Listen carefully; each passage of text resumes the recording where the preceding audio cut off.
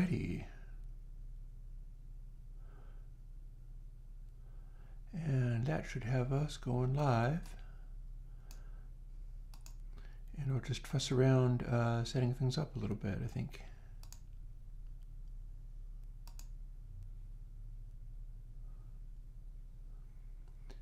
Analytics.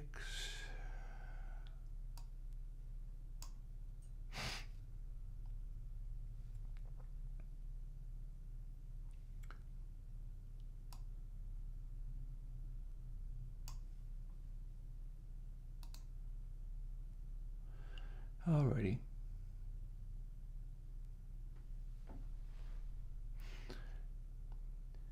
So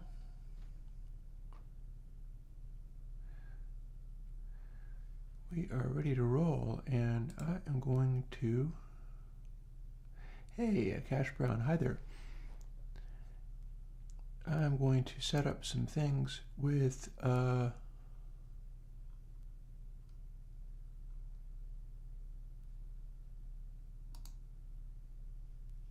this. Don't mind me, just making it work.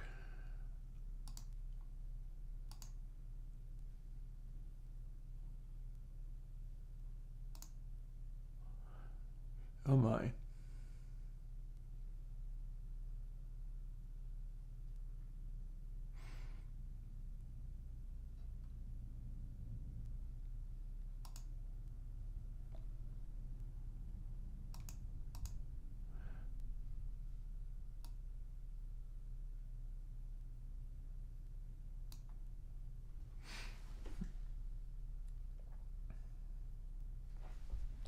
I suppose that's a good enough place to put text as any.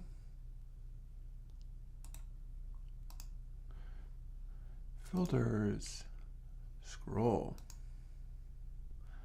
We are figuring out how to make some of this stuff do its thing.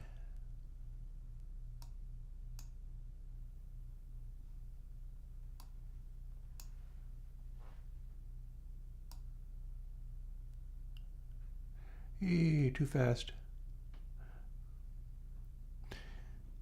Gotta have that be reasonably fast without being unbearably fast.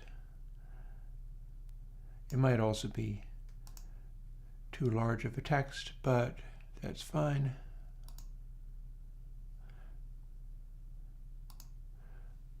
And one of the things I can test out is to find out whether I can update that on the fly.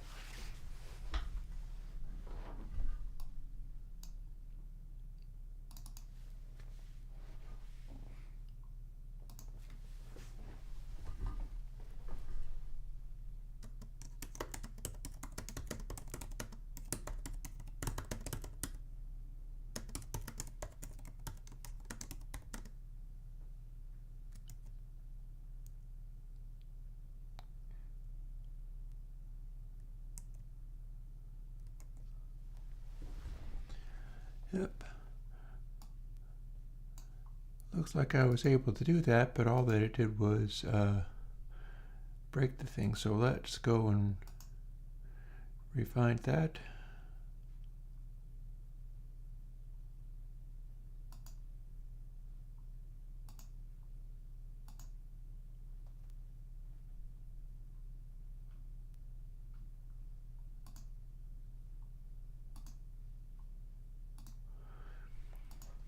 Maybe we'll go, and for whatever reason it came back. Yay. Alrighty. I'm curious as to whether that sneaks in. Oh, no, it just switched on.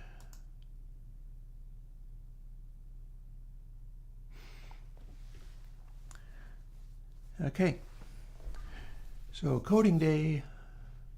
It's coding day. Tonotron 3000. I'm glad that you were enjoying that stuff.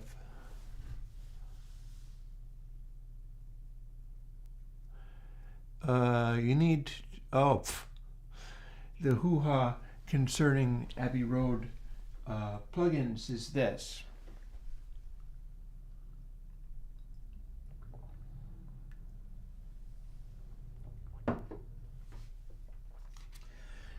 I've been working and making notes on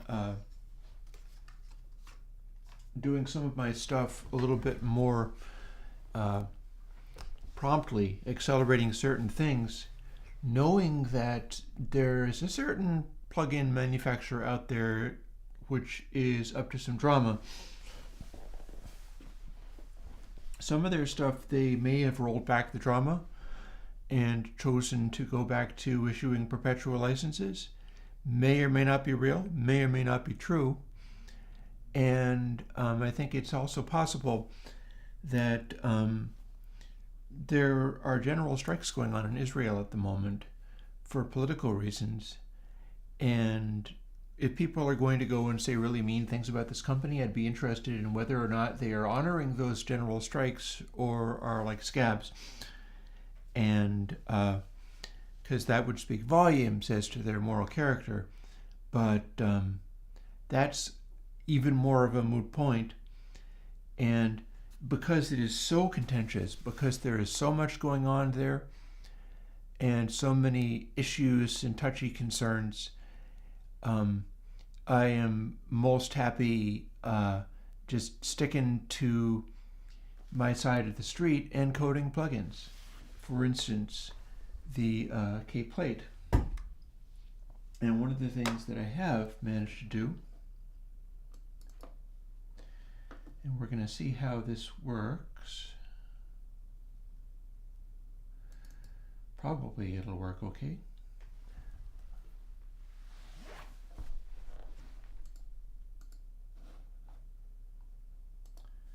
Let's go to Audio MIDI Setup.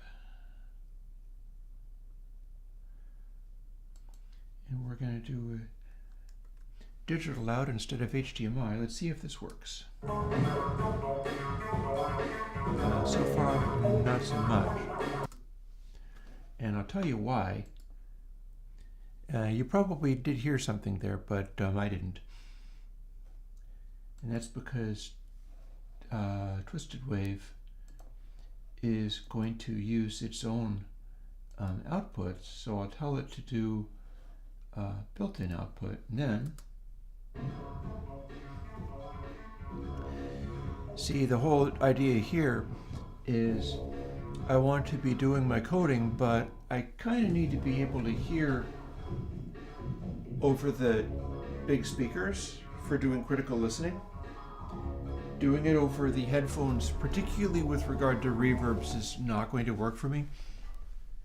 So I have just updated that, and what we got here is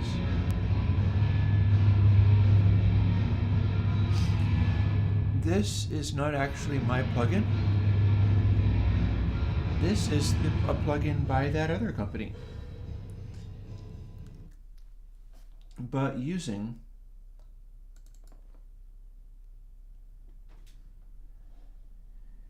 the noise for echo stuff. You see, this is my plugin.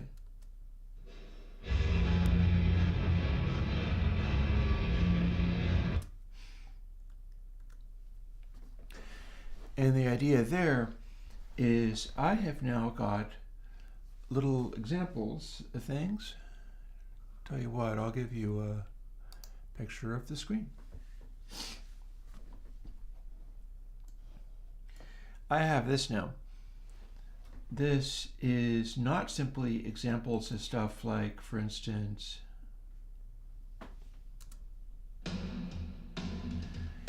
I did the entire Playday based on this little sample. And that's just off of YouTube.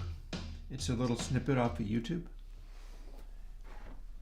And in future, I should be able to do things like go for a version of the Plate D using, for instance, reference sound like this.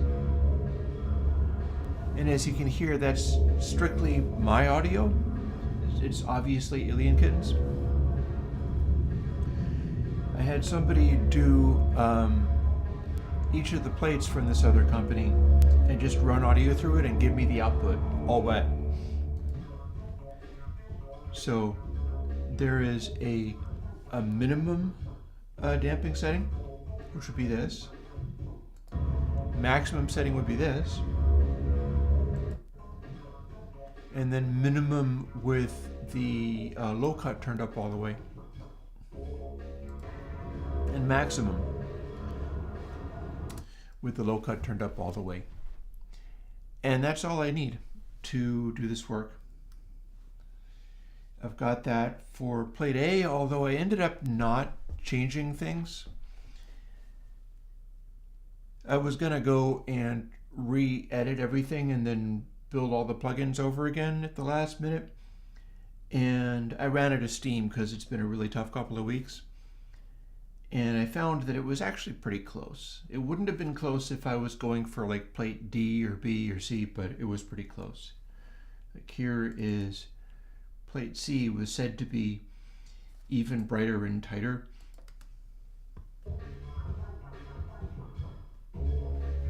And I would say that does sound like a certain amount of platiness to it. Here's the longest damper.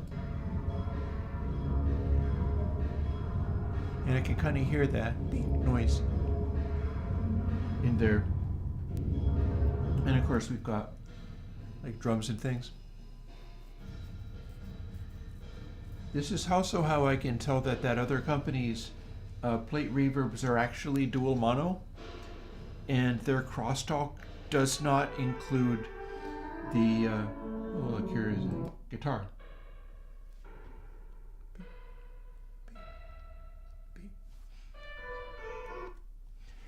I do feel that their stuff has a tendency to sound compressed.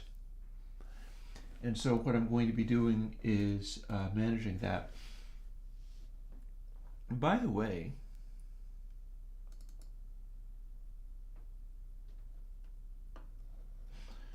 here is my raw signal for this stuff.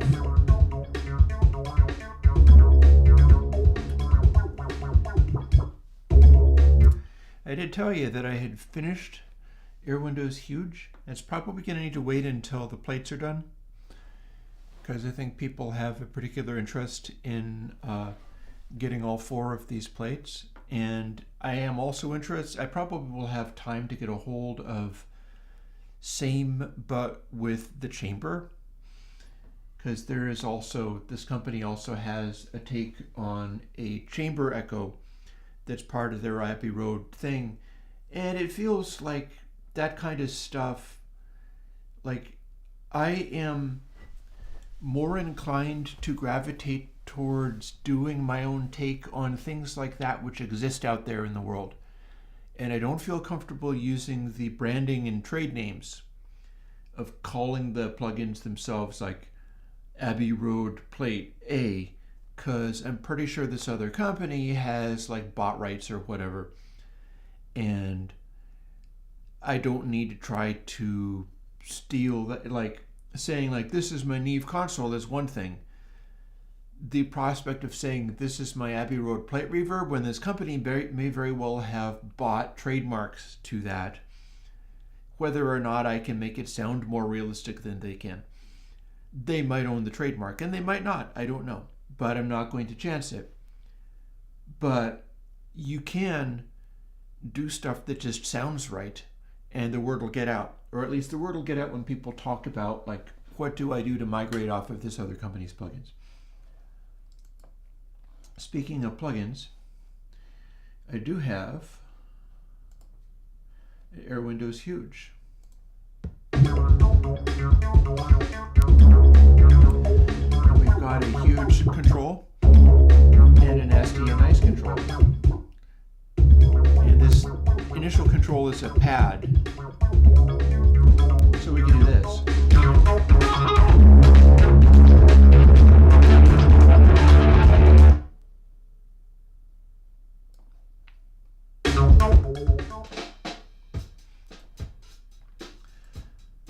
Here is drums. We didn't have drums for very long, did we? So it's fairly clean. Here's our drums again, huge on drums.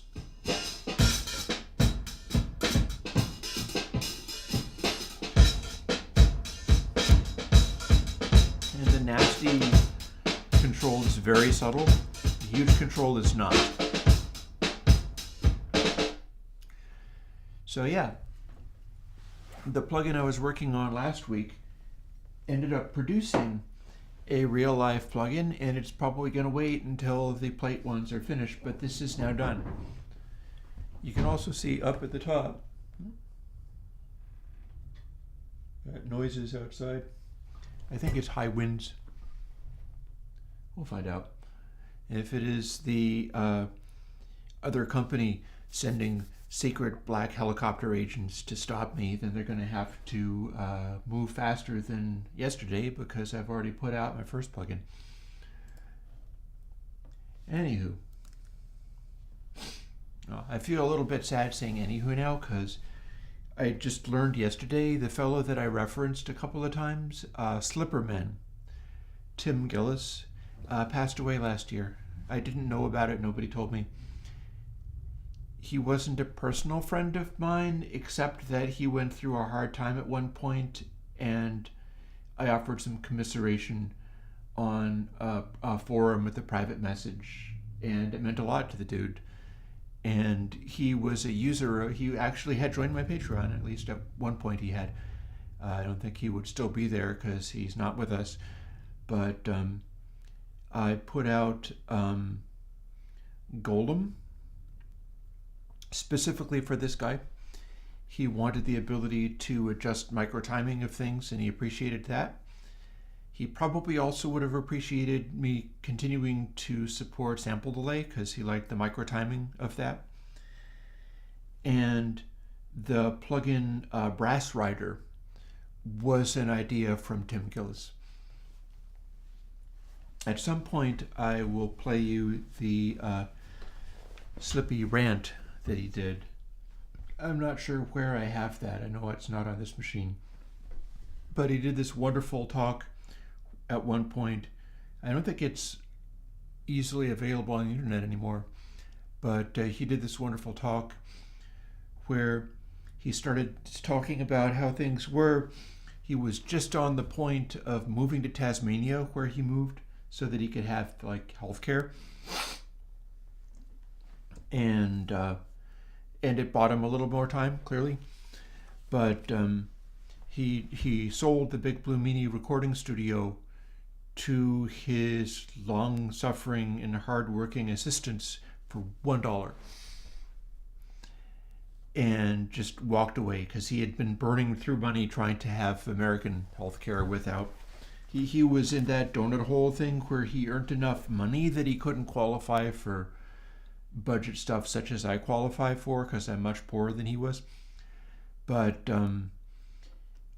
could not afford to have the kind of health care that his condition required.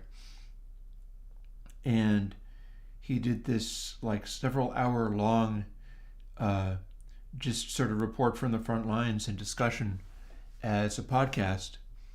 And it went in this direction of encouraging people to play instruments and drums and stuff. And he went on this rant of stop buying DAWs, stop buying plugins, play an instrument. And it's really quite wonderful. I wanted to put it somewhere that people could get a hold of it. And I never did because I asked him at one point, can I post this somewhere? And I heard back positively for him, but I did not hear a clear yes on yes, you can post this podcast that I did publicly, even though it had been posted publicly before. And well, now I can't ask him directly because he's not there. But I think people should hear this, and I may find a way of putting it up on the internet somewhere. But what we're going to do today is a different thing. And I don't think it's going to be about working on the Abbey Road plates. I want to dig back into 2 Tape 7 and put a couple of hours in on that. And once I'm finished putting a couple of hours in on that, and I'll keep chatting, and I'll keep an eye on live chat, because if you ask me questions, I should be able to answer. I could also bump over here so that I can see what's up. I'm going to rearrange my windows a little bit, I think. I've been looking at the live window, but what I really need to see is not the live window, but the bottom edge of the live window where I have a stream connection thing. But yeah, like, it'll be interesting, this stream, because I have had a number of ideas. In particular, when I was on my massive burst of work that gave us K-Tape A, I was guzzling so much coffee and cranking away so hard that ideas kept bubbling up in various ways. And I had one really interesting idea based off of a thing that I read about on Hacker News. And it's an idea that I think I can pursue. And it's a weird angle on the idea of, should you get DAWs or not? Should you get more plugins or not? Should you just learn to play an instrument or not? Because that is a complicated question in a world where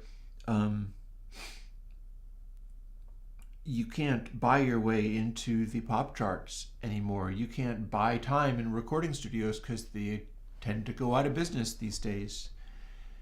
There are a lot of things that are just priced beyond reach. Oh, it's going to get cold in here unless I start my fire up again. Let me take a minute and do that. I'll keep talking. Pretty sure I can rotate this over to here.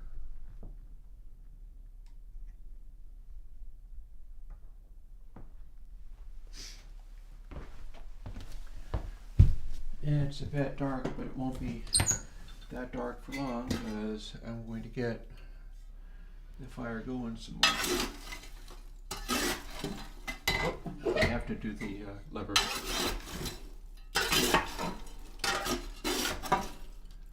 A little bit of smoke in the room, but not all that much. I've been getting some smoke from the oil furnace some of the time, but it kind of subsided again.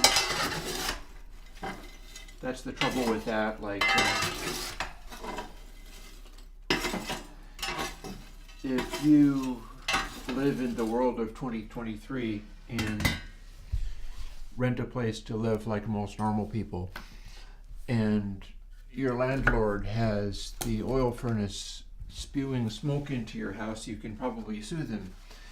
If you live in a house and your oil furnace is spewing smoke, it's on you. You got to deal with fixing it. So stuff kind of stacks up, and I am not very good at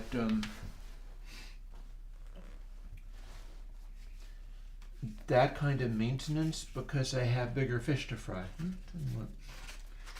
These are egg cartons, and I like getting. I do recycling in a variety of ways, and one of them is like toilet paper rolls, paper bags from the grocery store. They get rolled up into little kindling things, and I save the egg cartons, and the egg cartons also serve that purpose. And this one is going to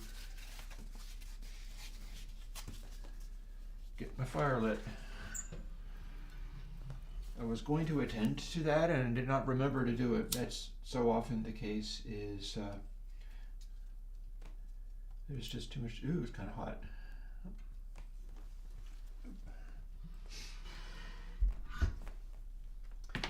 That'll probably work.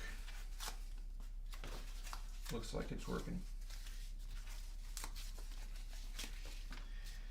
And then once I've got that going, I will wait until it gets going a little bit, throw another log on, and then return to the coding.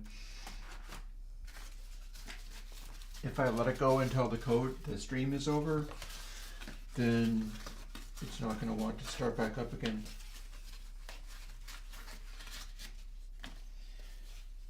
There is a fascinating collection of neat things to do around here.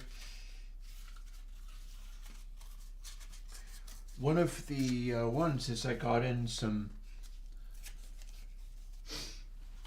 adapters for optical digital audio, and that's how I have the laptop running through the speakers this time.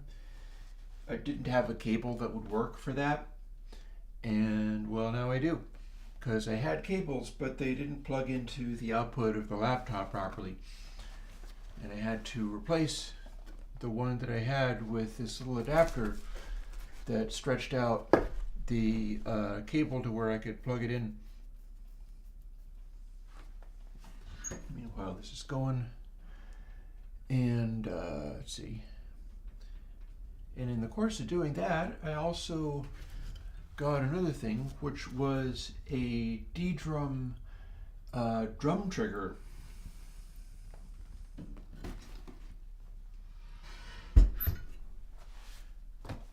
That's probably going to hold me for the time being.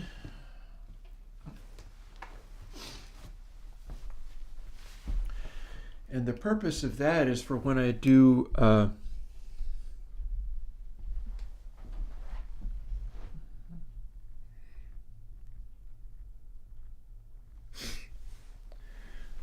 purpose of that is for when I do the orbit kick, because I have orbit kick actually finished. In fact, I wonder what would happen if I opened up my example thing and then tried to make orbit kick on it. Let's find out. As long as we're fooling around and doing stuff, let's find out.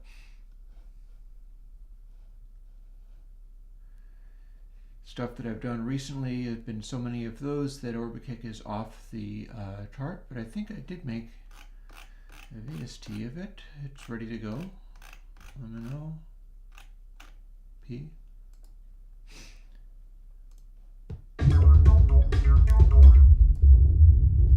And dry wet, since this is a continuous sound, it is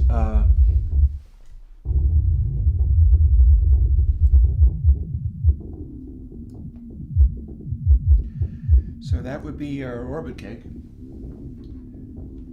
And you really need to put it on like some kind of percussive thing rather than a continuing sound. For instance, here is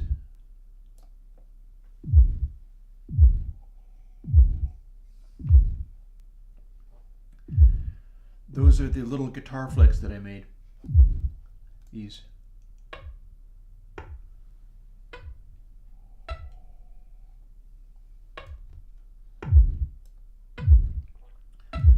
And it looks like I'm doing the same thing with the dry wet, where you can go to full volume of orbit kick and also the initiating sound.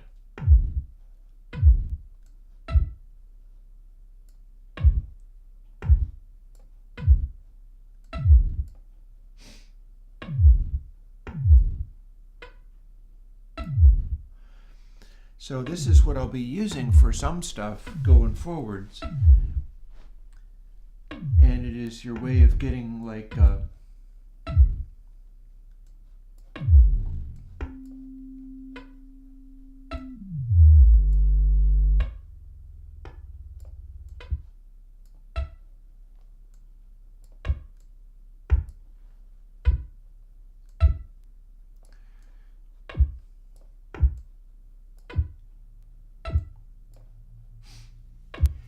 we can take that and overlay a sort of sine style kick noise on top of any kind of noise we have going on. Let's try that with the flam.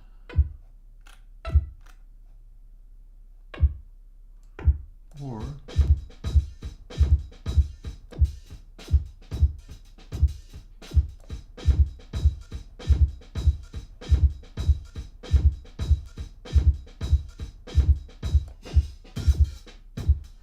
one thing I'm doing is I have it triggering on either side, but the sound is centered, so it'll work effectively as a sub-kick kind of thing.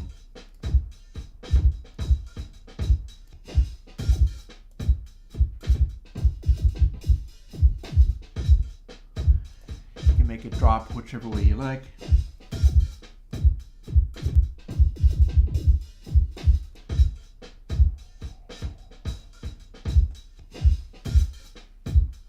and this is over a 2-track recording.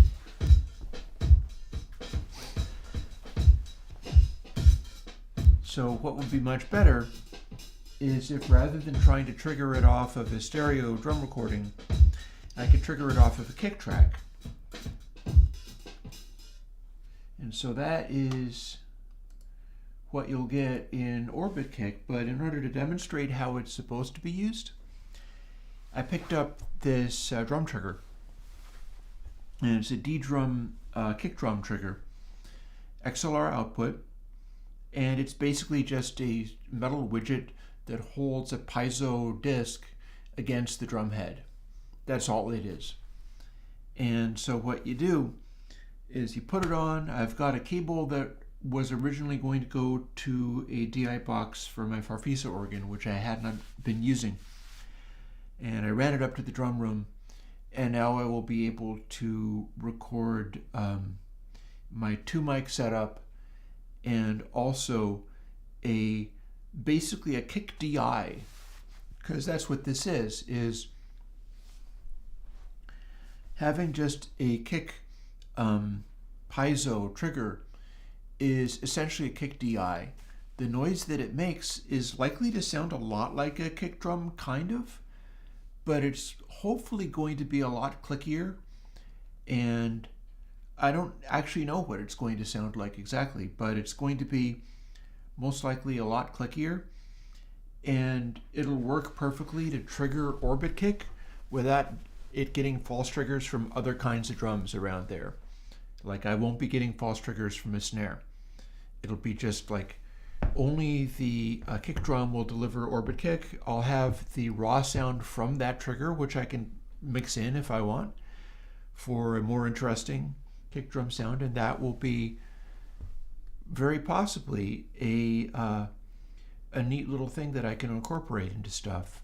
And if I can make good recordings from that, one of the things that I could do is share the samples from that, because here's the thing. I had started talking a little bit about the thing that I ran across in Hacker News, and when I say that, what I mean is I ran across a little article. Somebody had posted a Wikipedia link, which is something that often happens in that place, is people talk about stuff that they have found somewhere, and it's like, let's talk about this particular waveform as documented on Wikipedia, and then Hacker News talks about that. And they talked about a thing called, what were they calling it?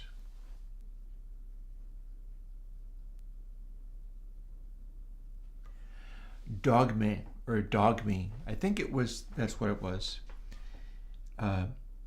Like Dogma, but with ME instead. And I believe it's because it's the same thing, but for a language like something Scandinavian. And it was Dogme 95, or Dogme 95. That is a film movement. And the deal with this film movement is that it was people getting together and going, we're going to make a movement in film where you have to use like diegetic sound. You can't overdub sound. Instead, you have to use the mic, what's picked up off of the mic. You have to use handheld cameras for literally everything. Whether it's stationary or moving, everything has to be done with a handheld camera. You have to use available lighting. You can't change any other, you can't even open a window or put a shade over a window. You have to accept whatever light is present. And there was all these weird dogmas for making basically very street level kind of movies. And that was the whole point. Here, seeing as we're talking about this, let me go back to that. Because in the coding, I don't actually have my scrolling text on the top either. So the whole deal with this Dogme is it's a film movement for people who are trying to do this very street level, accessible filmmaking.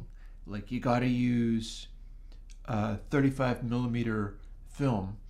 You have to film in color. You can't film in black and white. There's all these little rules.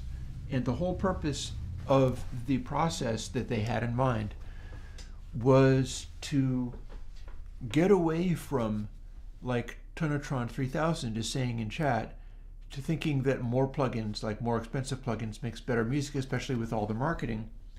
Dogme 95 was trying to get away from thinking that production and special effects were making better movies. They wanted to bring everything back to the performance of actors and a sort of documentarian kind of thing. And that was not necessarily that conducive to making incredibly popular movies. And in fact, the movies that were being made were artistically successful some of the time, but they weren't blockbuster smash hits because they were never meant to be blockbuster smash hits. But it was giving me ideas. And the ideas I boiled down into what I would call Analog Me 75. Not 95, 75.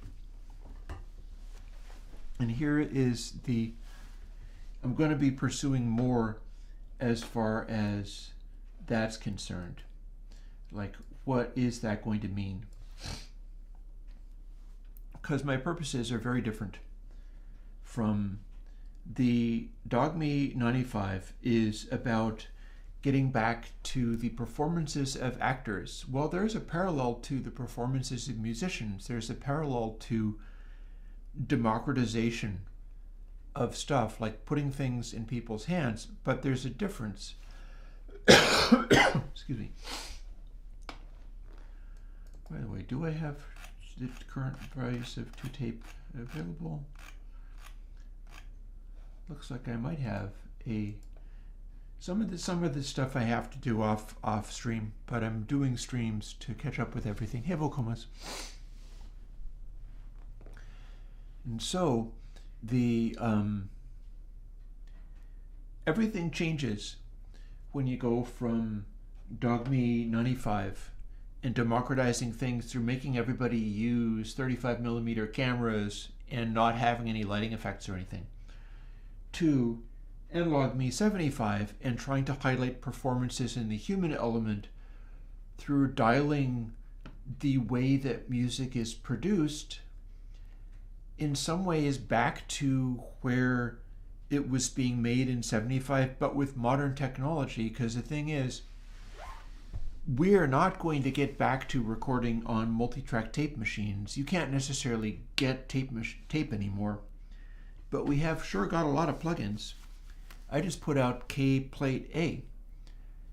In theory, that sounds a lot like the plate reverb on top of Abbey Road, because it was meant to.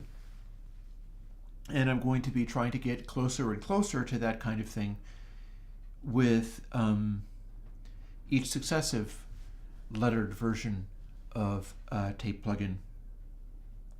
And then you can just download it.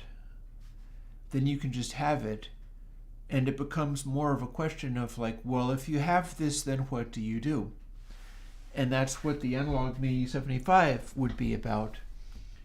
I am getting closer to a kind of workflow where I'm getting results that are evocative of that time. Like, I'm getting to where I can get there, and I'm getting to where, like, arrangement and stuff, you know, I've got things like, as you know, I've got the mouse pad that I made, which is the chord slide rule. That I've got that available. You could download that, and there's posts on airwindows.com about that. I added pitch corrections so that you can go into Reaper or anywhere where you can adjust these things and go up a given number of semitones or down a given number of semitones.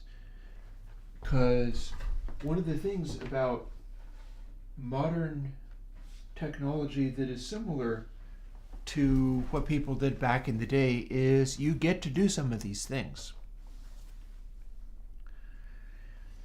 To do a creative recording process the way that people were beginning to discover in the 70s, before things went in the 80s direction of very artificial and fake and abstract and overly perfected and corrected and fixed. We've always been able to do stuff like slow down the tape machine and then do a track, and the track is speeded up. Well, now if you've got Reaper, you can just tell it to record at a different speed, and it will do that for you.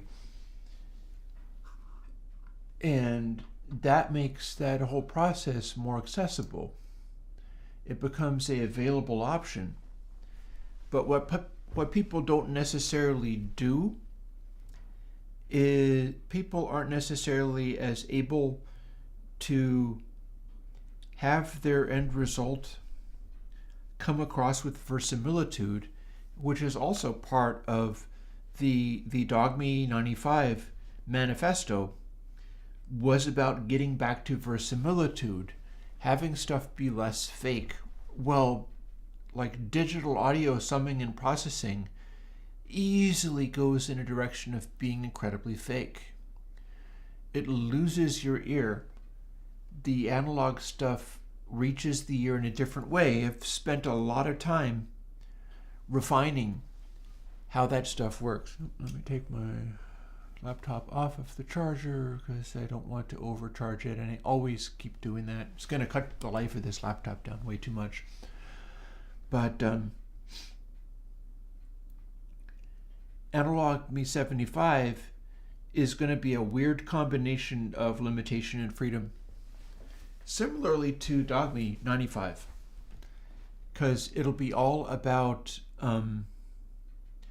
having the set of restraints, having a set of restrictions that are built in, so that it's like you will, in order to do stuff in this particular form, you'll be using a form of either a analog summing box, or you can be using like a version of Airwindows console that you'll be using Airwindows console, you'll be recording things at 96K and using the version of Airwindows console that has the ultrasonic filtering so that it cuts down on the aliasing, that kind of stuff, specifically for the purpose of getting into that zone, getting into that 70s zone. And other choices are to not lean as heavily into incredibly micromanaging the tone of things through incredibly heavy processing and EQ. You'll go with like, you will use like a digital. Here's another thing that I have. I'm doing the plate reverbs, such as like the ones off the top of Abbey Road. One of the goals that I had for the Patreon before Patreon decided to take away the goals because they didn't think it was good, one of the goals was a TG12345 plate. I mean, what am I talking? Console, not plate. And I'd put a little effort into studying what that meant. And as it happens, this company that also does the Abbey Road reverbs also puts out a channel strip for the TG12345. The stuff in that is not that far off from what I'm putting out in C-strip. Meaning that if I go and do like versions of console with controls on them, versions of console with channel strips built into them, the entire thing becomes a project. It's not going to be, and here I've got something over here.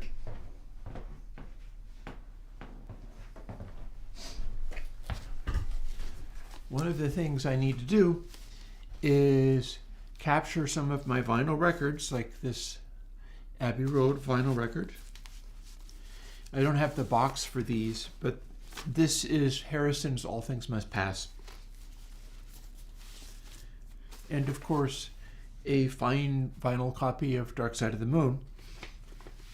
And literally all of these records were done on the TG12345 console. I don't think I have anything else that was, but I have all of these. This is my reference. In this case, I'm much less interested in like getting the plug-in version of the channel strip, because at the same time as I want to put out a competing version of console that goes directly up against that particular channel strip, I also want to get away from like modeling like they do all the little GUI and stuff, and getting distracted with this dumb business of like trying to make the pictures on the screen look a certain way. It's much more interesting to get into the zone of making the audio sound a certain way. And this brings me to how samplers relate to Analog Me 75. Because here's the thing. People want me to take my ASR 10. Before I was talking about the Bricasti, one of the things that I said was I had been saving up money from the Patreon, and I promised that I would get a fancy sampler. And one of the targets was the SP1200, and that's unattainable. It's too expensive. I'm not going to be able to get one of those, but I was in the zone where the money that I had set aside, promised to use for that sort of thing, was within striking range of being able to pick up an ASR 10. And people were like, yes, please give us an ASR 10 model. We really want that sampler. And I have one. And one of the things that I must do, perhaps after doing these plate reverbs, is get the ASR 10 into a plugin in a similar way to how I got Macady, how I got a little tiny Mackie mixer into plugins. And that's because people are very into the sounds of the ASR 10. But here's the thing. It's not going to get you all of the way there just to model the ASR 10 itself. That's not going to give you everything just to go after modeling the ASR 10 as accurately as I can. And that's because part of what people are relating to when they are super into stuff like, oh, SP1200, ASR 10, classic era of hip hop, classic era of drum and bass, all this, oh, this sampler doing the amen break. Well, part of what you're hearing is that amen break. Part of what you're hearing is a era where people were making their music based off of these samplers being used to get sounds off of typically, either popular or extremely obscure vinyl records that are engineered in a certain way. That's part of the sound. That's part of what we lost in the 1980s and the 1990s and going into the digital audio workstation. We have accessible music these days as far as get a laptop and you can go. That is not something that is unattainable. You can get a laptop and a variety of open source software or affordable software. I've become really fond of Reaper. Reaper is really cooperative with people as far as letting you start doing stuff and not fighting you. It's one of the reasons I support them so hard, is that it's both accessible and it doesn't fight you very hard if you're just free riding on them. And it's not going to get you to that place. It's not going to get you to that retro place that people were so fond of. And there's a reason they were fond of it.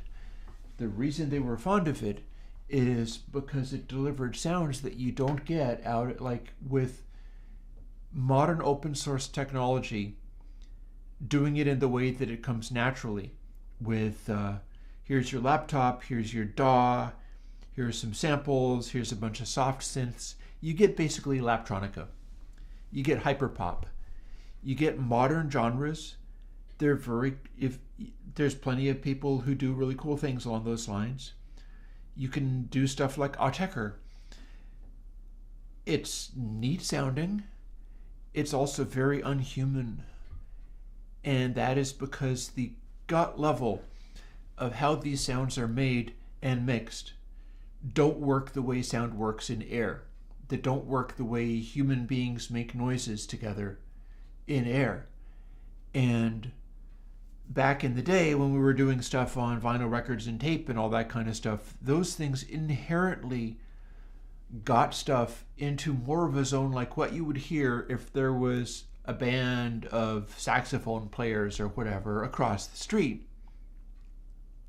The mechanics of your recording equipment automatically made things into what you'd hear as a human organism in an acoustic space with other human organisms making noises. And there's no reason you can't have both. And that's what interests me right now.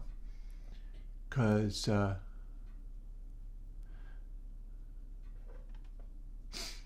yeah, and Focoma's, that thing about do not promise to stew it, I think that's what Patreon are discovering. If anybody out there or watching this are also doing a Patreon or whatever, my guess is that what they have discovered is don't do the promises, deliver on stuff and give people stuff profusely, and then turn around and go, oh, by the way, can you help me? And that's working with Cape Plate A. Like, we're within about $100 a month of being able to immediately meet the Bricostico. And I don't know if that's going to happen over this next month, but it could be as early as the beginning of next month that it's like time to pull the trigger on that and go. And I'm going to stick with that because I have to be responsible to some extent. I have to be able to afford this ridiculously expensive thing. And no, getting samples of it isn't really the same because it's a better quality than the Abbey Road Waves plugins that I'm modeling. But giving people stuff and then turning around and going, I gave you this thing, please help me, works better. Tonotron 3000 says the closest we can currently get in terms of mindset is mod trackers. I am also a big fan of Renoise. It's not that close to what I do, but I've gotten into using it before. And yeah, I also endorse that as a DAW. It just hasn't been as, because I play instruments, and so me getting closer to what I like to do, I'm more likely to get that out of Reaper than Renoise. But I've dove real hard into doing stuff with Renoise. Remember the track that I put out, Skronk? That's strictly out of Renoise using samples and things. And that's another part of it. That's another part of the Analog Me 75 with regard to the sort of accessibility. You need to be able to share the stuff that you made. I think it's really important. I think that's critical. So if you have no ability to do samples of a good quality, then by all means use samples from other people, use trackers, use whatever. And you can also make stuff and use plugins and things to make it seem more like it was a vintage thing that you're sampling, and then get into that retro zone that way. Like, just because you have a sampler plugin, and it doesn't necessarily, like, you don't necessarily get into the zone of this sounds like retro hip hop just by having an SB1200 plugin. But you might get into the zone of this sounds like retro hip hop if you have the SB1200 plugin. Or, like, I've got, for people who are interested in that kind of stuff, some of my Bit Crusher things like Pocky can get into that sort of area. But you can also, like, have a bunch of things that are live recordings or assembled in your tracker and then submix them to a bus upon which you mix them together using console 8, and you do it in 96K, and you throw on like a compressor on there, and you do all the, you throw on to vinyl, and you do all of the things that you would need to do in order to have your end result act like you were sampling it off of a piece of vinyl. You could add vinyl noises for that matter if you really wanted to. But you can get those things together in the box. You don't have to, just because you're working on a laptop, doesn't mean that all of your stuff has to go through the sampler plugin, but then you're working with only the things you can put together in the laptop. You could do an elaborate submix, or you can do submixes like with the full version of Console 8 where it's the submix channel or so on, and then combine those things so that you're having to do sort of you go the long way around, and rather than just taking like snare hits and whatever and assemble it. Like there was a guy on Discord the other day. I was doing the VCV rack version of K-Plate A, which meant I put out the code, and then I told Paul from the Surge Synthesizer thing, yeah, you can hit the button on your system and have it incorporate the new code in automatically, and he did. And then somebody immediately went and either they had a 303 clone, or they had a software 303 clone. I'm not sure which they had. And they immediately put their 303 into the plate and started fooling with it and threw out a audio file saying, here, listen to this thing that I did. And I listened to the thing that they did, and it was awesome. I was like, oh my God, I have Zox boxes. I should run those into my new plate because that sounded so cool. Like, I want to hear music like that now. And that had not been available before then, but they had some kind of 303 sound. Well, you could do that with plugins. I'm not sure how close you get, because you can usually get a little farther, but I mean, I built my own 303 clones. I built those Zox boxes, and I can now run them into a plate. And like, you can build these things and end up with music. One of the things that I was also thinking about doing with the plate, and also with reverbs that I make, like church ambiances and things. I'm going to be particularly interested in, when I get the Bricasti, doing some church ambiances, because I know it'll be able to do it well.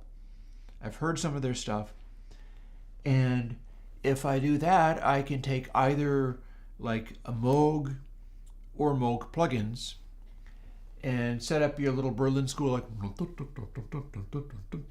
set a little arpeggio thing going on, and then run that into the church ambient, and boom, Tangerine Dream vibes. Modular stuff, ideally with your sort of analog vibe or whatever, but make it sit in that old school vibe, and make some stuff that just, it's not only the synthesis, but it's synthesis that is sitting in that acoustic space that sounds and feels real, rather than being modern style reverbs and mixes and things that have a tendency of seeming very fake. And that's cool in its own way. It's like your Laptronica, it's like your hyperpop kind of stuff. That's great. I just don't love the sounds of those.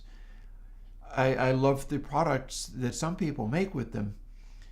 And you have to be a genius to make stuff like that I'll refer to one of Adam Neely's favorite artists, Patricia Taxon. And she makes hyperpop music, a variety of different stuff like that, but hyperpop music that I honestly enjoy, and it's almost impossible to get there. Whereas fairly tacky, old school retro stuff, I'm more likely to enjoy it simply because I like the sounds that those things make, and I like the ways that those sounds mix and come together. And yeah. Oh, VoiceOver Van Dien is talking about a Mouth D clicker. Ooh, and you're looking to get isotope stuff to run under Linux.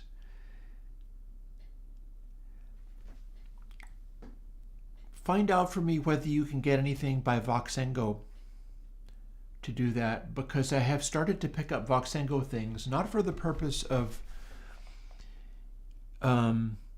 duplicating those plugins, but to help me do other stuff that I have in mind. Just yesterday, I bought Voxengo's CurveEQ, and it is a curve matching plugin.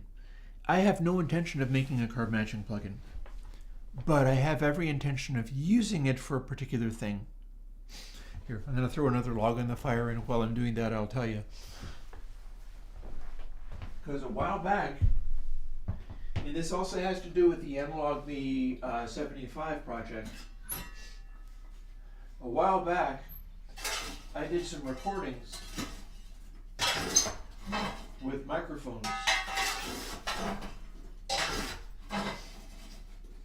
And I had like a wide range of mics all being captured at once. So I've got a recording still sitting around in Logic, ready for me to dive into. And it is a recording of simultaneously the Colaris, the Roswell Audio Colaris, which is meant to be like an ELAM,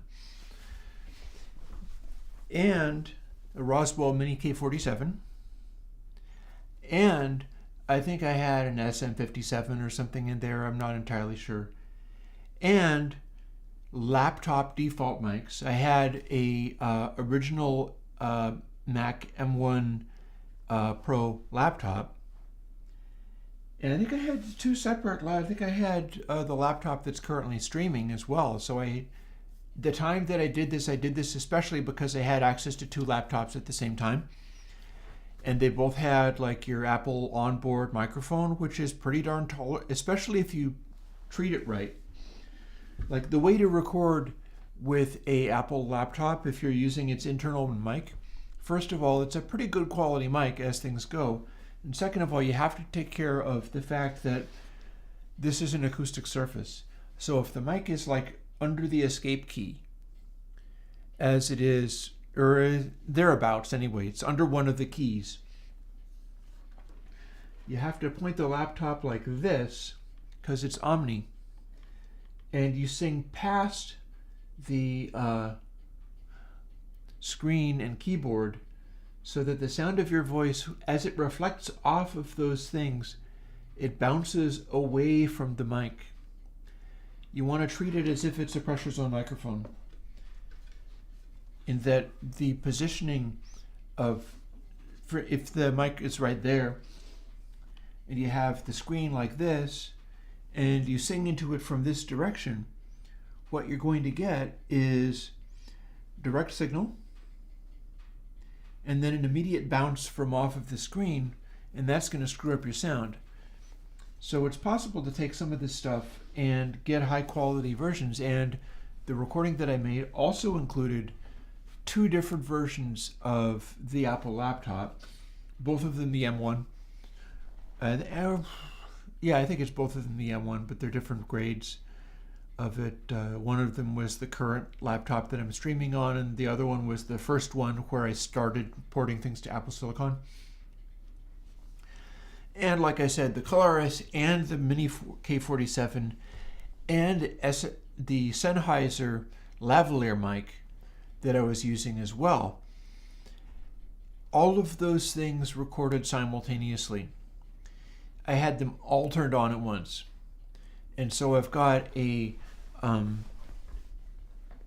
Logic project where it's me talking, singing, rattling a tambourine, clicking stuff together, making acoustic sounds, and capturing everything into all these different microphones simultaneously at the highest quality that I could get, with the exception that if I was going to model a full-on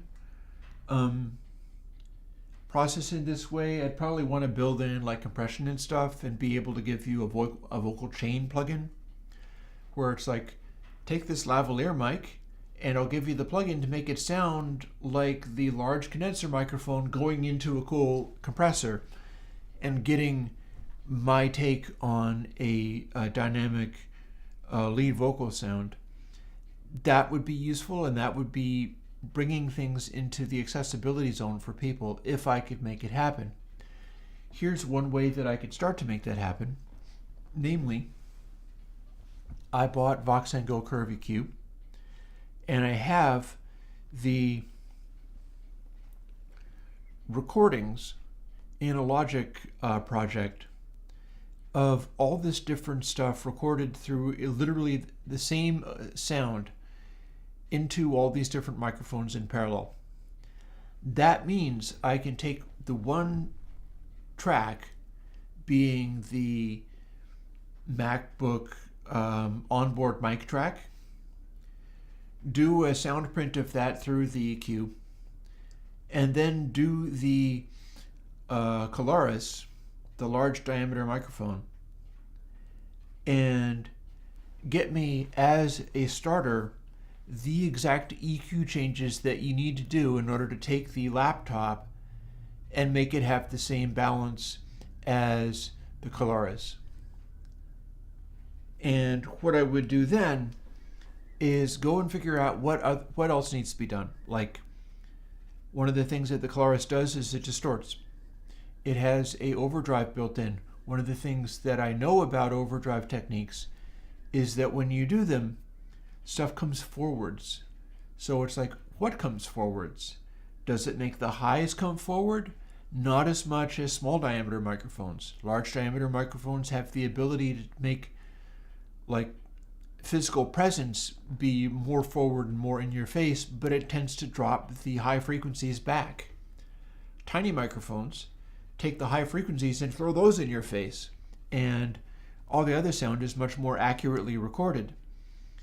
I am recording this on a Sennheiser sort of ultra super hypercardioid mic, kind of like a shotgun mic, only not. And that's another option. And if I can give people the ability to start doing recordings with whatever microphone they've got, even if it's like, let's come up with a way of taking the tiny electret microphone, and if you can get a hold of a good one like the Sennheiser, that's still cheaper than the Colaris. If you can't, you can get something horrible off of Amazon, and hopefully it's not that far away from the Sennheiser, but it's likely to be some kind of small diameter microphone sound. And if you can work with one of those, you can apply, like, let's apply the Sennheiser Transform to it, let's apply the Apple laptop Transform to it, see which one of these works best, and just start being able to put into people's hands the ability to get their stuff together, get like a microphone or whatever, and then use this plugin in order to make that sound like it was a much bigger, more impressive microphone that gives you more of a acceptable sound for doing that kind of work in seriousness. Because this is one of the things. It's like everything depends and is limited on the techniques and tools we have available. I listen to a lot of drum and bass. There's a lot that comes out of UK that I follow various. I listen to a lot of dub techno.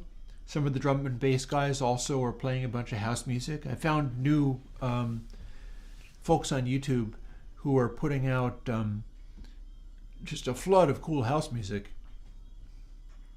And I get really fond of that. But one of the things that happens with those guys is I get these wonderful, thick 70s sounding tracks, and they're grooving away like mad, and thump to thump to thump. I've already got stuff that lets you be able to do more of that. Like when Orbit Kick comes out, you'll be able to include that, and anything that, as far as the kick drum, you get to dial in something that's more like an 808 or a 909 girth and size to them. But the vocals on these drum and bass and house tracks are not often like up to the standard of pop vocals. So often one of the distinguishing characteristics of house tracks are the sorry to hear that voiceover, Vandine. Maybe I'll be able to come up with something. Like this next month, it's probably not going to be your month as far as that because I have a bunch of reverb things to do. But keep coming around and keep mentioning that because that's how stuff eventually gets done. But yeah, and as far as mouth declick is, that's one of the things that the small diameter microphones will get you. With modern, especially the way economics are, and yeah, see, Vandine, here's the deal. You can do the EQ for mic matching, and I'm going to be doing that, but I know that's not the whole story. Everything that I do is about these things that other people aren't really focusing on that I've worked out. Like, how do you make stuff be forward? How do you make stuff be back? What does this mean when it's like this? What does that mean when it's like that? What does the plate sound like when you do this? And so on and so forth. Absolutely, it will depend upon how you handle transients differently. That's when the plugin will start actually coming into its own. It will not be simply a EQ match plugin. Not by a long shot. It will be me using this neat Voxenko curve EQ thing to get a place to start.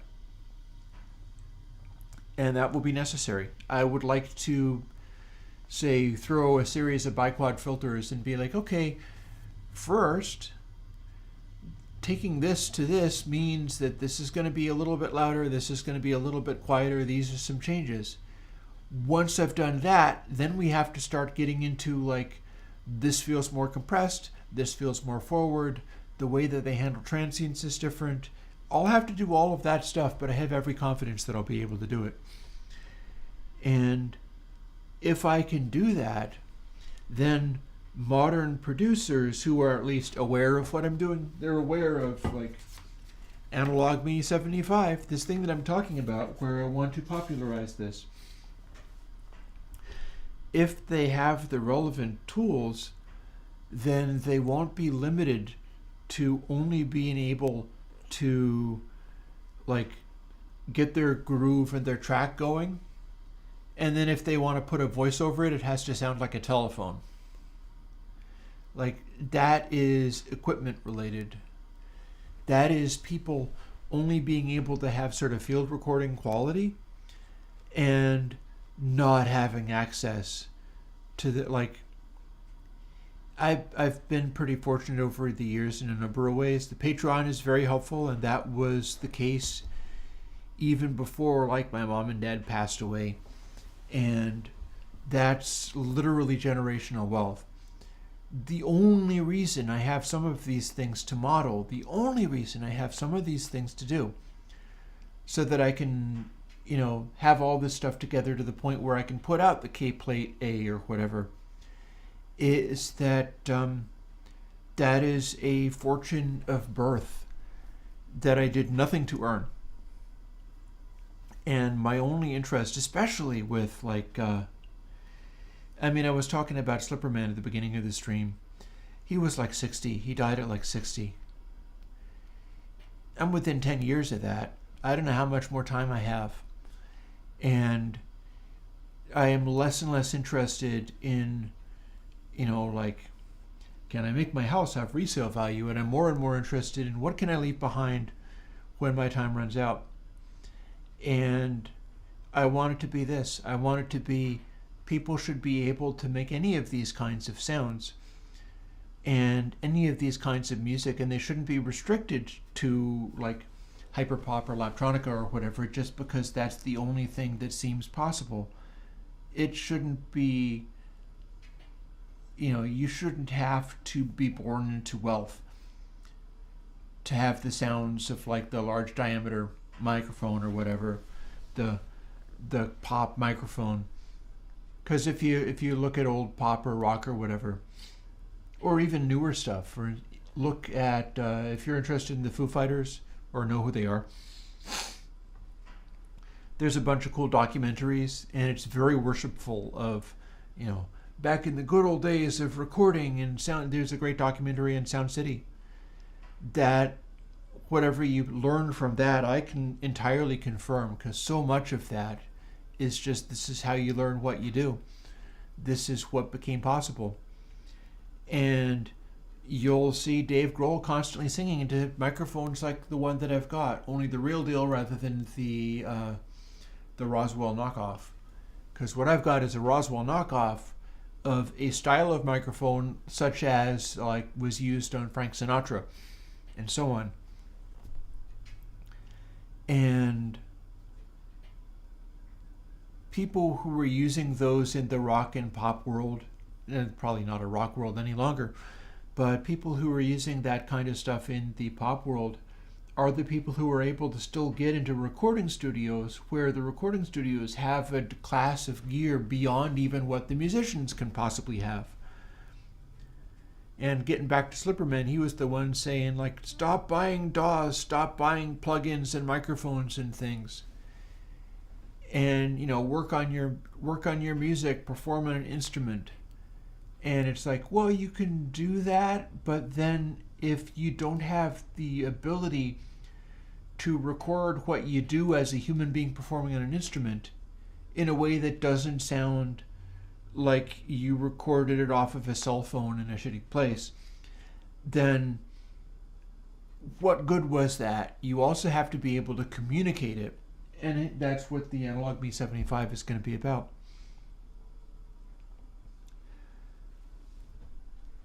It's important stuff. I didn't really anticipate doing a 2-hour lecture rather than making plugins. I suppose one thing that I could do is get back into this.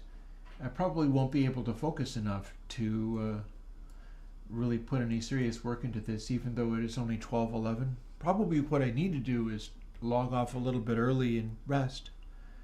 It's been a really tough couple of weeks.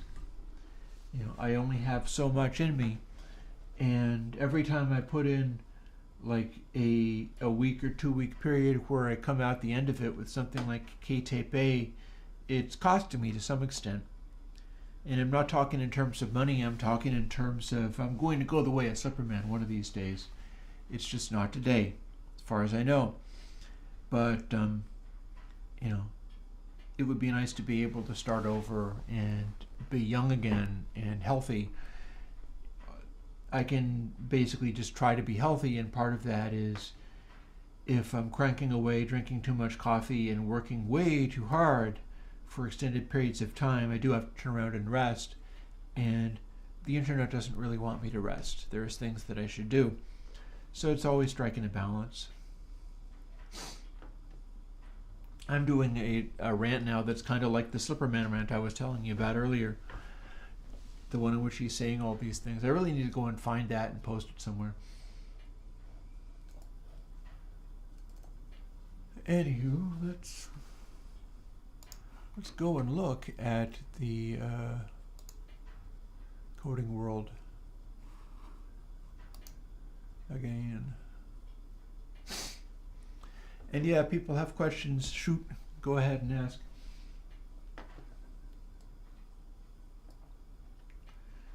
For now, oh look, we didn't even replace anything with that. That was the first build. I guess that tells you what to do next.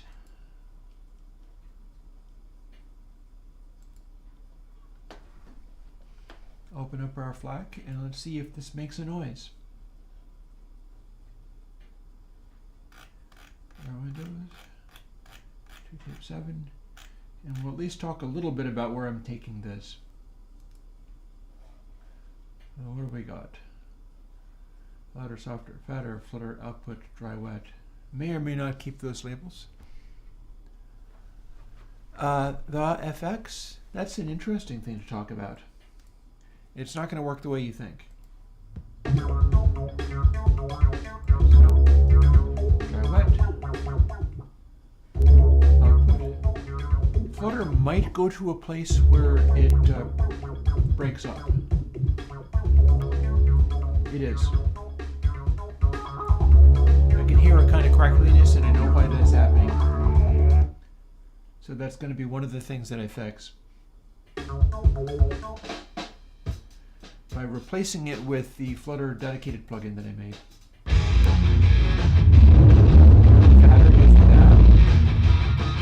Let's cut the output right back. In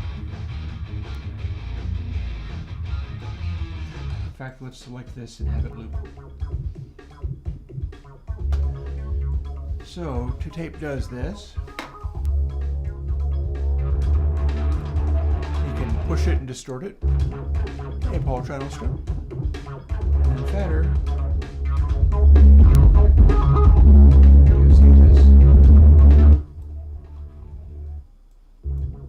sort of deep, low frequency rumble. And one of the things that I had to do with the head bump section, which is what Fatter does, is restrict it better because it tries to put DC through into the output, and I have to avoid that.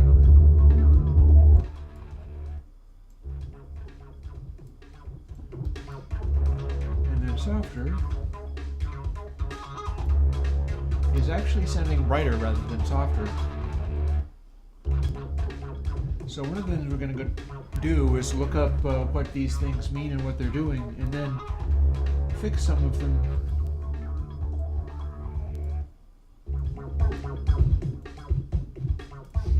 For instance, when I crank up Flutter all the way, there is a high frequency noise that's coming in that's not supposed to be there. So that needs to be fixed. And the whole thing needs to adjust itself to high sample rate, but it's going to be different than the stuff like the reverbs, because the reverbs are meant to be more of a band limited.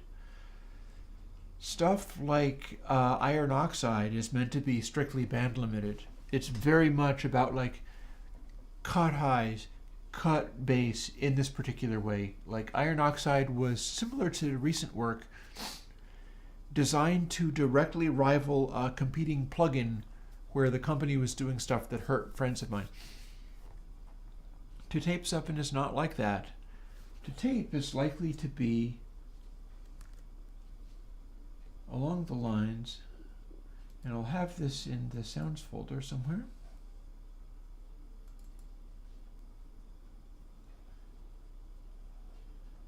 I'm not sure whether this is the guy I mean. This is somebody who is doing a YouTube video, and they were showing a bunch of different tape effects, and this is a bunch of people who are doing what they call the tape sound. Well, that's not the only one. There was something else that I think is in here. Let me look by size.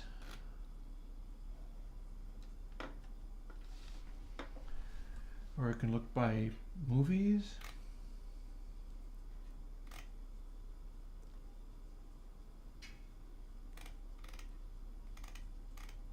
I know I can find this. I just don't know if it's here.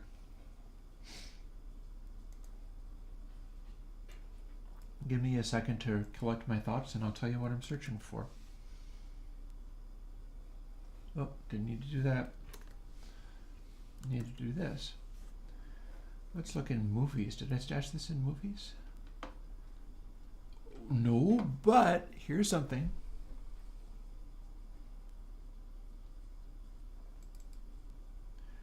Here's something that I could do plugin wise now that I have my new tech.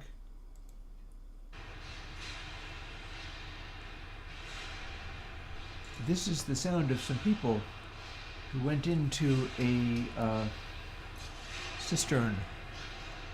This is a YouTube video that you can find. They're climbing into this concrete space that is the largest water reservoir underground that you can ever find. So I got this as a reference. I will absolutely put out it'll be like K-cistern or something. And yeah.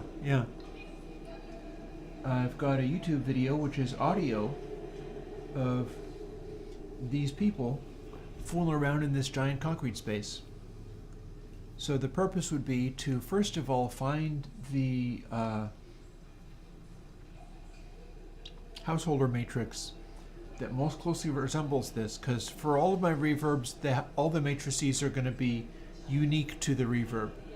Everything about the process is going to be distinct and original, and that includes this. So if I do one like this, it will be getting the householder impulse that sounds like this decay as much as I can, then filtering it so that it falls away into the distance the same way as this, then making it so that it takes as long to fall away as this, then making a bank of early reflections which are as close as I can get to the space of the immediate environment, because that's the missing trick that I have not had for some of my stuff. So it would sound like you put up microphones literally in this place, and if you make a noise, you first get hit with the early reflections from things like those pillars and the back wall and so on.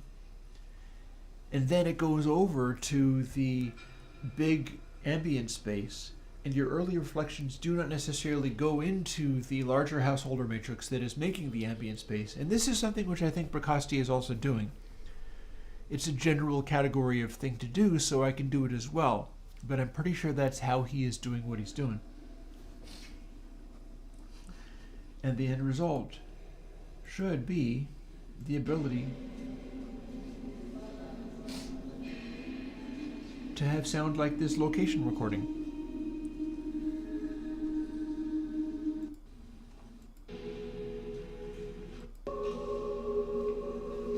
It's playing over my speakers, and you're seeing the little video there. Again, I got this off of the go and look up that Pauline Oliveros with Goddard and the Dan Harpole cistern, and you can find the YouTube video that it comes from. You should be able to have this as a reverb sound, I think. It's cool. It's like, and you don't necessarily get it through something like Airwindows Infinity. I've gotten as close as I could with that, but I should be able to get closer. But what I was actually looking for was something else.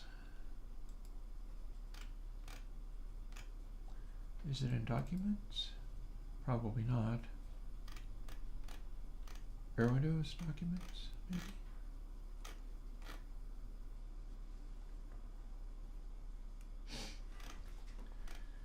Bunch of notes in here. Code notes.txt.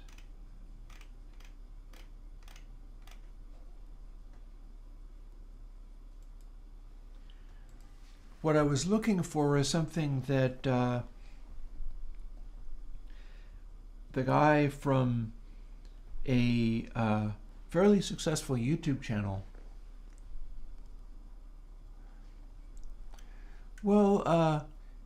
you could indeed find that the Airwindows tape plugins distort too much on loud input. This is one of the things I'm going to try to look into, because yeah, clearly I'm not going to be able to do all that much of this well on stream, but I'll be able to talk a lot on stream, so there's that. And yeah, they may very well be distorting too much on loud input, because I'm really interested in finding ways of making them distort less.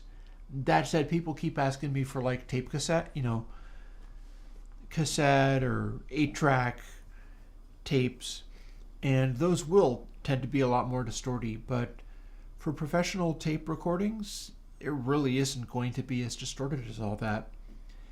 And one of the things that I must do, that I can't do right now because I don't have it available, but I'll go and find the YouTuber is this guy who reviewed one of my plugins. Let me bounce back to my screen. I'm definitely going to burn right out and have to stop today before I reach 1 o'clock, but that's fine. The thing that I'm going to have to do is go and find the recording from this guy whose name escapes me at the moment, except for I know it perfectly well, but I'm so burnt out after the last couple of weeks. So I'm going to just keep trying to remember it. and I'm going to tell you what he did. Because what he did was, and the, God, who is this guy? White Sea Studios. White Sea Studios. His name is literally White Sea. And I'm not remembering the theme of his stuff, but now I do. It's snake oil. And so he does the series of snake oil posts. I'd love to see him take a look at K Plate A, because I think that would probably impress him quite a lot. But one of the things that he did in the process of doing his snake oil plugins and these review things, saying, is this snake oil? Is this plugin snake oil? Is this process snake oil? Is he compared plugins, and this is the thing that I was trying to show you and failing because I didn't find it. I had a downloaded video off his channel where he had taken tape plugins and he ran some sounds through the tape plugins, but he also ran the same sound through a literal tape machine. And man, yeah, White Sea, man, it was not like the plugins. It was not like the plugins. This guy ran audio, the same audio that he was using to demonstrate the plugins, through the real tape machine, and the highs just opened up. It was beautiful. It was not super distorted. It was not super rolled off in the highs. All of that stuff that the plugins do was not happening. And that's my reference. I'm not targeting other plugins for things like to tape 7. I'm targeting what the real stuff does, and I've put a bunch of effort into continuing to research these things. For instance, one of the things I found out was very often when you have a head bump coming off of a tape head in the real world, you got this big bump at a particular frequency down there, and the stuff that I'm doing is good at having that kind of roundness and warmth. But in the real world, when you have the head bump, you often have a notch 1 octave up from the head bump. It showed up over and over again on some examples that I found where somebody had calibrated and measured a bunch of different tape machines. And this is not plugins. This is the real deal. Somebody was measuring this stuff, going like, how big is the tape bump on the Studer A80 or the this and that, and the 3M, whatever, and so on and so forth. And they were very interested in, because they were kind of coming from it from the perspective of how do we fix this and make the tape bump not be there, or at least document what it's actually doing. And when you measured the real ones, you got a particular behavior, and that behavior is not going to be exactly given to you by just throwing the EQ behavior on there. That's not how that works. So my target with to tape 7 will need to be getting those frequency extremes doing what they're supposed to do. Getting the head bump so it gives you what you need to get, while also being able to dial it back until it's more like from tape. From tape is the version of the tape thing where it does the same things, but it doesn't have the head bump. So it acts more like coming off of a big multi-track where the track width is just not big enough to have a lot of bass coming off it. And that's the goals. That's what I'm trying to do with this stuff. So I'm going to have to go and find that White Sea Studio recording and go and audition it again. Because, again, that's the purpose. That's the goal, is modeling that stuff. Modeling what really happens. And I no longer have a tape recording machine that I can use for that purpose. For a while there I had a TAC 3340. I've even done an album on it, and I have the recordings from when I did that. And indeed you got a big old head bump, especially that one only gave you like 7.5 and 15 or something. That one didn't give you 30 EEPs. Going to 30 EEPs gives you the much more extended high end, but the low end can be considerably restricted. Guys like Steve Albini sometimes recorded entire albums at 15 EPs instead of 30 because they were more interested in getting the big powerful bass than in getting the super bright 80s high frequency stuff going on all the time. And these are things we need to have in plug-in form. These are the things that we need to have in the box, especially as the technology expands to where we could have dozens and dozens and dozens of plugins all in, and people do that. So it's like we got to learn how to do it right. We got to learn how to do that properly. I saw somebody on the internet talking about an experience they had. I think it was a place on Reddit. It was a sound engineering forum on Reddit where I found that because I found William Whitman, who posts as Weedy Wet, Cyndi Lauper's bass player, platinum winning engineer and recording artist. And he posts to Reddit just like I do, and was talking with these people on arguing. William argues with people rather than talking with them. But he was talking in this forum, and also in this forum, there was a guy talking about how he was remixing a project that came in. And the project came in from these kids that were doing stuff on their laptops and so on. And it's like, please remix and master this for us, or whatever it was that they were going to do. And the project came in and they had like 27 plugins in every track and the master bus. And it sounded abominable. And the guy was like, well, first of all, yikes. And second of all, let me help you with this. Please don't do that. VoiceOver Van Dien, that's the one. That is probably the one. Let me go and check and see whether that's the one that I've got here. As I'm supposed to have this here.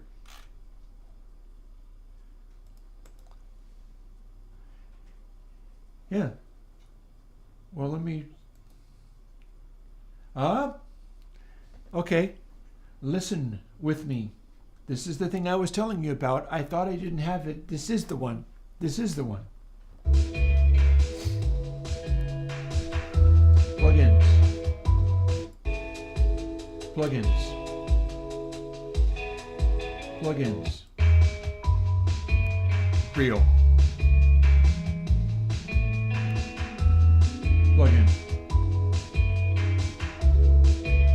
Actually, hang on.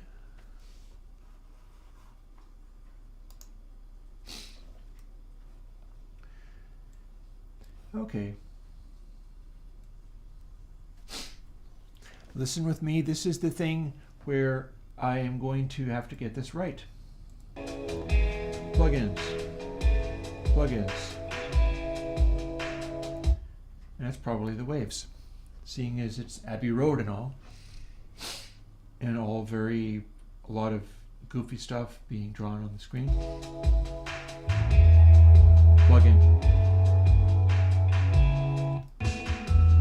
Plugin.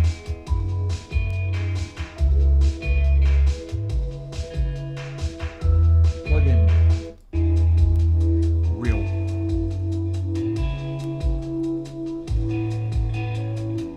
Plugin again. Plugin again. Real.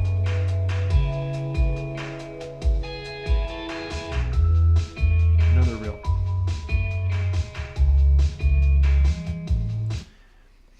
You might be able to hear the differences there.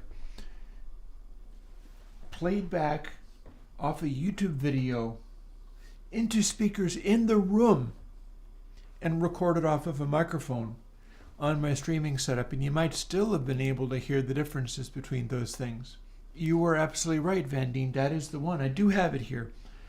So this is what I'm going to be referring to as far as a sort of pointer towards what kinds of sounds I'm going to try to get out of 2Tape 7. I'm delighted to see that I do in fact have this right here.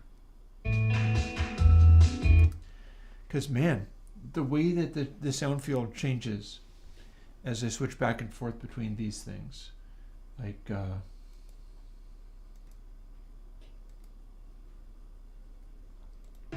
plug-in, real.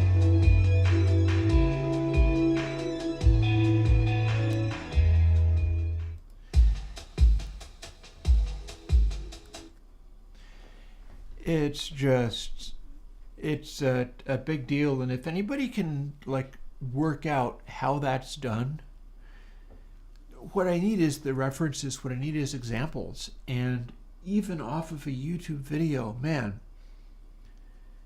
it's a really obvious change in just how boxed in the sounds are, what's happening with the highs. It's just very different. And that's gonna need to be the goal. Here, let me drag this out onto my desktop, because seeing as I'm working onto tape, and I'll probably be doing that over the week. It turns out that I am not effectively able to do stuff at that level of difficulty while also streaming and telling you about Analog Me 75, which I'm going to want to put together.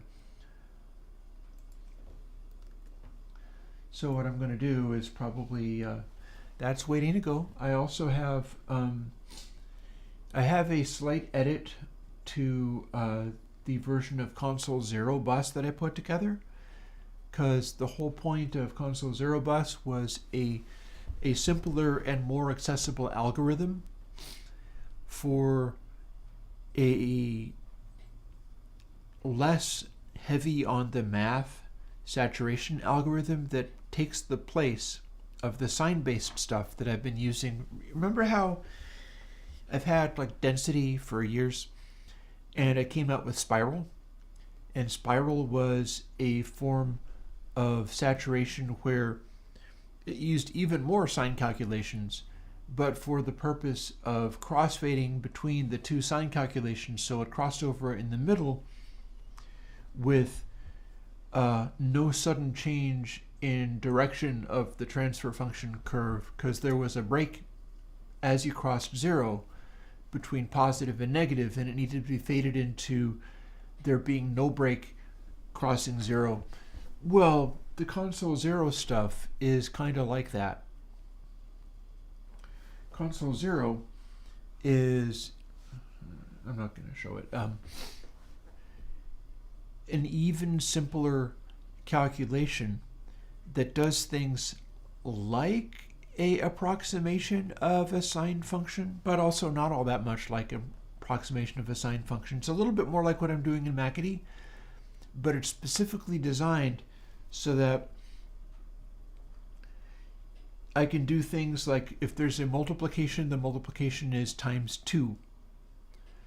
Stuff that only I care about, you know, like the bit shift gain on a multiplication of a power of 2 as part of the calculation giving me the transfer function that would have otherwise been strictly a sine function. It's like you don't necessarily have to have strictly a sine. You have to have a form of saturation that can be invertible. And with Console Zero, I figured out how to do that, so I get to compare it with earlier versions of Console for when I'm going to be doing the things like Console M for the Little Mackie emulation, and measure what that does combining sounds and then approximate that, or Console H, the Heritage Audio that I have over there. Since I have it, I can measure it. I can work out how to run multiple sounds into that, document the output of it, and then use it. Console TG for the EMI TG 1, 2, 3, 4, 5 as used on Abbey Road and Dark Side of the Moon, and so on. Because, hey, another company that recently got rid of their perpetual licenses and then put them back has plugins that are supposed to do that kind of thing, and if they're allowed to do that, then I can give it a shot. But also trying to do it my way so that I'm retaining the tone quality in the ways I've learned to do, in a way that I think other folks aren't necessarily doing as much of.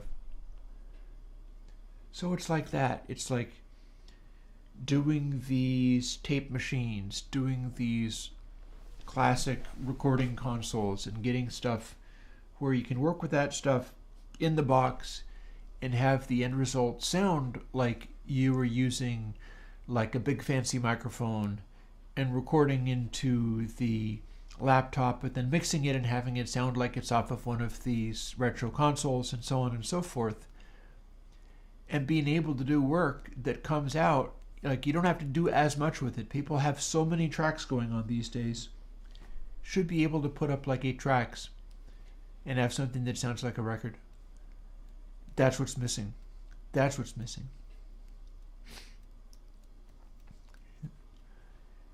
Pedro, damping is kind of doing what?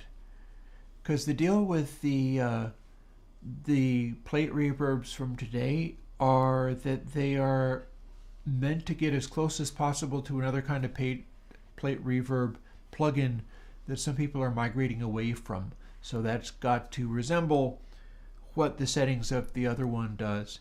I'm not going to say that K-Plate A is that close to it, but as I continue through them, I think I should be able to get them closer. And then K-Plate E would be if I could get a hold of proper recordings done of a real EMT 140 done the way I would do it, because the stuff that I'm emulating is done the way another company would do it. And it works in people's process fairly well, but I think in some ways it's over-processed, and I'm sure I could get a more pristine version, in which case I would also be able to give you the range of damping that you want. But that would be K-Plate E rather than the ones I'm working on now. The ones I'm working on now are meant to resemble something else. So I should probably put another log on the fire. And I'm getting to where I'm going to say good day, because, yeah, after the last couple of weeks I've had, I definitely have to lay down for a bit. But it's good to see the results coming out. It's good to see stuff actually working for people and see the enthusiasm.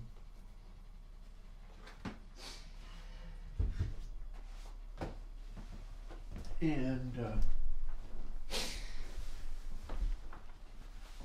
gotta love that. So yeah, well, I'm glad I was able to show you that tape stuff, because again, that's what I'm going to be referring to when I'm dialing you into tape 7. Clearly, although I was going to be, I mean, hey, I did huge on stream last week. I'll show you that again. Oh, you should show you that on some kind of sound. Like, what's a good sound? This is the sound that I keep using for everything.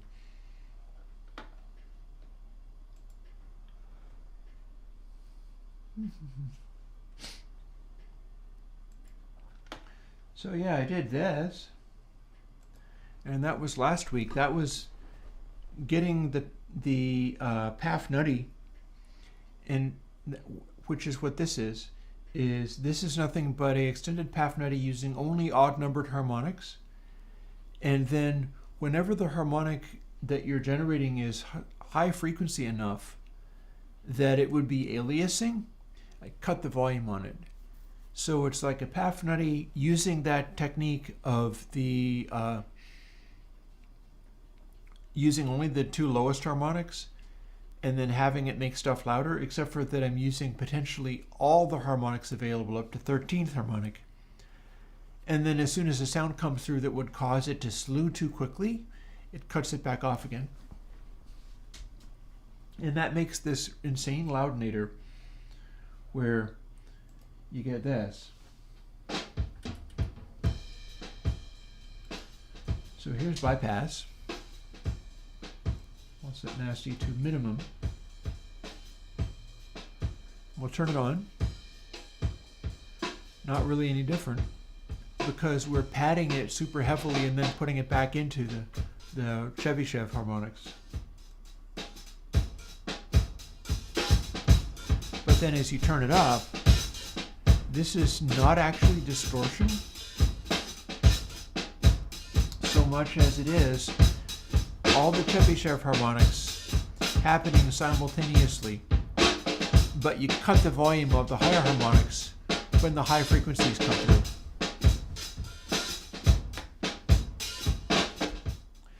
Raw sound, huge. I think this should be useful. I think people will find it useful. And nasty means you get closer to letting the high harmonics clip. You get closer to letting the high harmonics alias. So it's a little bit more edgy. Honestly, it does so little that I might just leave it out. I could just put it out this way, but I could just leave it out. Because honestly, you really can barely hear a difference in the sound.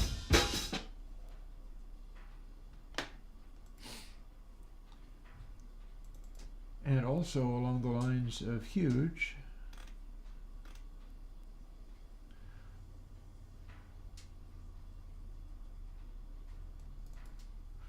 we could do a sine. Is that really a sine though? No, it is. It's pushing my subwoofer kind of hard. And if you put huge on this, you get a really powerful set of harmonics added to it.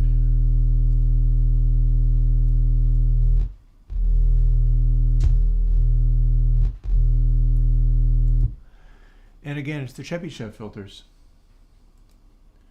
Whereas if you have a higher frequency sine, I think I have something called high sine. It's going to be painful. There we go. And you use huge on that to make that louder. It can get really nasty.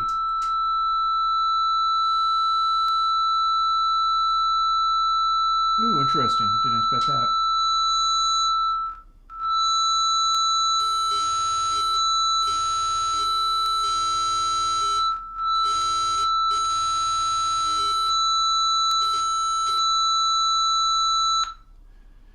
So what's happening when we set it down this low is the sort of compression-like behavior that is kicking in, and since we only have a sine wave to refer to,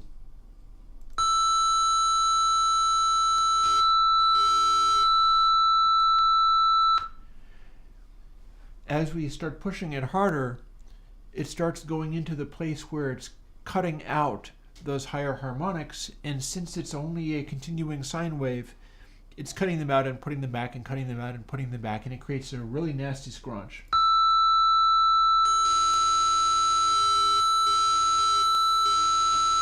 But that's how you know it's doing something. And then as we use it in other things, like for instance, this track called Dragons. Maybe not this one. How about Wood Dragon? It's mellower. Oh, we haven't loaded it yet. There we go. A prettier track. And then we throw huge on that. And nasty all the way down, which on a sine wave means that it cuts in and out and goes real graunchy.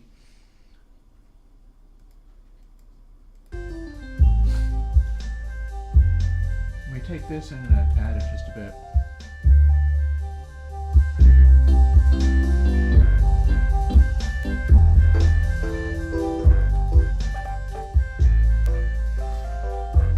And we start inflating it and adding it.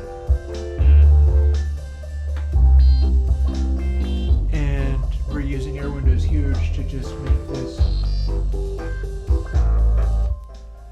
unreasonably boosted with a particular kind of grind, which is because the harmonics are cutting in and out in that way. And adding nasty.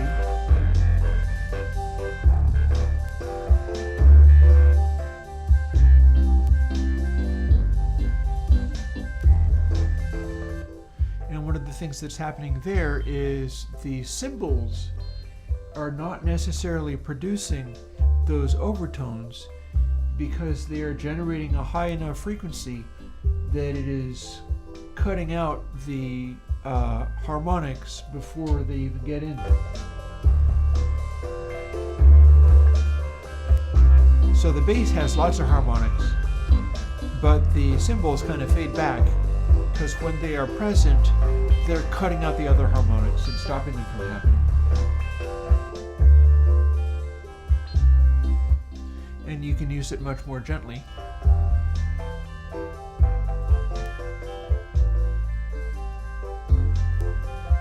To get a lot of boost that still has that sort of peculiar warm quality to it.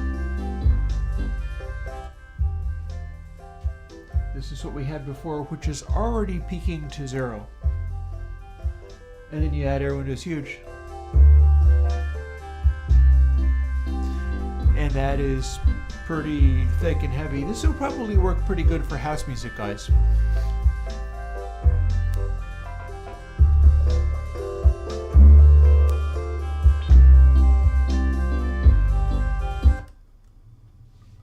And yeah. So I was able to do that one last week on stream. By the time we got to the end of the stream, it was making really terrible noises, but that's basically what that is. It's the one that I did on stream. So we're not necessarily always going to be able to make a plugin and have it made because I had too much to talk about. And the stuff that I need to do regarding 2 Tape 7 is too technically challenging for me to do it while talking at the same time. So probably sometime during this week I'll dig into that. Make another 12 cups of coffee. Okay, so a cup of coffee. Get some rest and sleep and sit down and dive into that using the speakers, which I need to use to really hear this stuff properly. Doing work over headphones is not the greatest. And I'll see whether I can't get to Tape 7 acting more like the real tape machines in that example audio that Whitesea made. Because that's a real good reference as far as general category of how that stuff really works. And until then, I will talk to you folks later. Because I'm going to log off now. It's getting on towards 1. And I need to rest up from my labors of the last couple of weeks. Some of my stuff, for instance, this computer is busily making, I think this one's aiming towards Carnegie Hall sized reverb impulses. We've got them all to expanding on the chances of 50,000 or so. 40 to 50,000 to 1 is the likelihood for each of those already during the course of the stream as to how likely it is that each of those examples are optimal. Because I can measure that. I can do a random thing and measure whether it is working better or worse than the one that it's currently found for its current best. And the current bests are looking pretty good, but I need to run it for longer so that rather than being 1 in 50,000, it's along the lines of 1 in 100, 200,000. And nothing to do there but keep the programs running and document and work with what I've got. I will say good day to you folks. I'll talk to you later, and it's very likely that you'll get another K plate, probably K plate B, because I might as well do them in order. Because if I do them in order, the mighty tube-powered plate D is last. And I have all the time between now and then to really get that right. It'll probably go back to, I didn't mention. I mentioned console 0.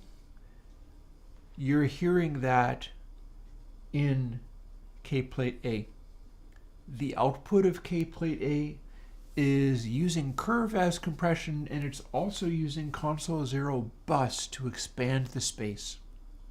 And that's something that is proving very useful, and it's going to continue. And when I have it refined, because applying it there meant that I had to refine it a little bit, and that's going to have to go into the release version of console 0 when I get that out. That's why it's on the top of my screen there, is I'm revising it so that the combination of the two doesn't lead to output spikes that are too great. But you are hearing console 0 present in K-Plate A. And I'm working on getting that put out and measuring and testing it to see whether it will become more useful in things like the lettered console versions that are acting like the physical stuff that I've got to measure. Things like, you know how C-Strip has the EQs that sound cool? It's because they're using density inside them, the ways that the boosts and cuts are applied. Well, I could use console 0 with that as well, and ideally have it not only sound better, but also be much more efficient than constantly calling sine functions everywhere. I'll see what I can do. For now, I'll talk to you folks later. I'm going to go and have a bit of a lie down, and talk to you later. Bye-bye.